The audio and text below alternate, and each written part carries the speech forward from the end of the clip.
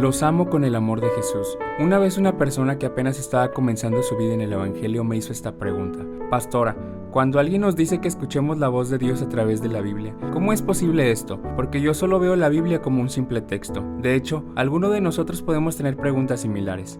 En una ocasión, cuando no supe cómo escuchar la voz de Dios a través de la Biblia, cerré los ojos diciendo: Señor, por favor, háblame. Y abrí la Biblia en cualquier parte y pensé que ese era el mensaje que Dios tenía para mí. ¿Dios nos habla de esta manera? No, no es así. Todo fue porque no sabía cómo Dios hablaba a través de su palabra escrita. La Biblia dice que en una o en dos maneras habla Dios. Entonces, ¿por qué no podemos escuchar su voz?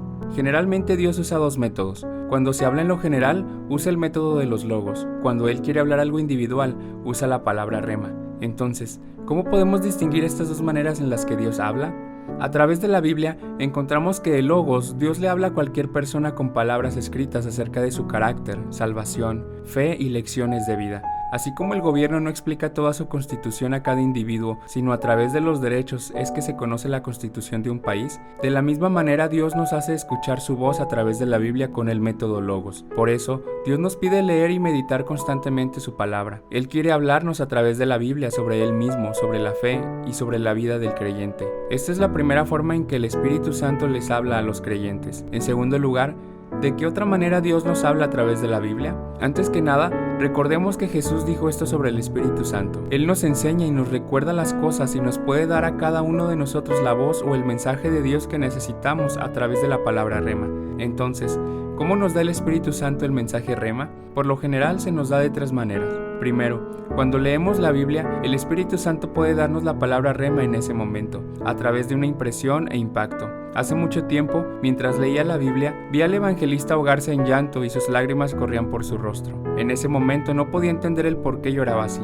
Las palabras que leímos juntos no eran en absoluto tristes o palabras que te harían llorar. Sin embargo, solo el evangelista lloró mientras leía la palabra. ¿Por qué pasó esto?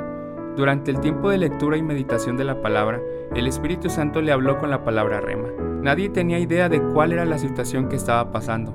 Sin embargo, él confesaba que el Espíritu Santo sí sabía todo. Cuando leemos la Biblia, el Espíritu Santo puede darnos la palabra rema con una fuerte impresión. En segundo lugar, en cualquier situación, entorno y oración, el Espíritu Santo puede darnos la palabra rema recordándonos o enseñándonos las palabras que necesitamos. Se nos dan las palabras que realmente necesitamos con emoción, iluminación y revelación. Recordemos que Él puede darnos el mensaje y la voz que necesitamos como un recordatorio y una enseñanza bajo ciertas circunstancias.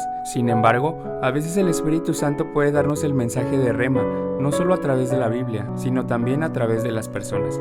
Entonces, ¿cuándo puede Dios darnos el mensaje rema a través del hombre? Principalmente, cuando no podemos escuchar correctamente la voz de Dios a través de la Biblia, la voz de Dios se escucha a través de las personas. Aquí vemos un ejemplo con la historia del encuentro del apóstol Pablo con Dios en Damasco. Pero cuando Pablo estaba ciego en ese momento, ¿a quién envió Dios? Envió a Ananías para transmitir su voz y su mensaje. Preguntémonos un momento, ¿a veces no escuchamos la voz de Dios a través de las palabras de algún predicador? ¿O recuerda haber recibido un mensaje de Dios a través de alguien? Entonces, cuando alguien me comparte una palabra rema, ¿cómo puedo saber si es de Dios o no? Esto se ve a través de la Biblia.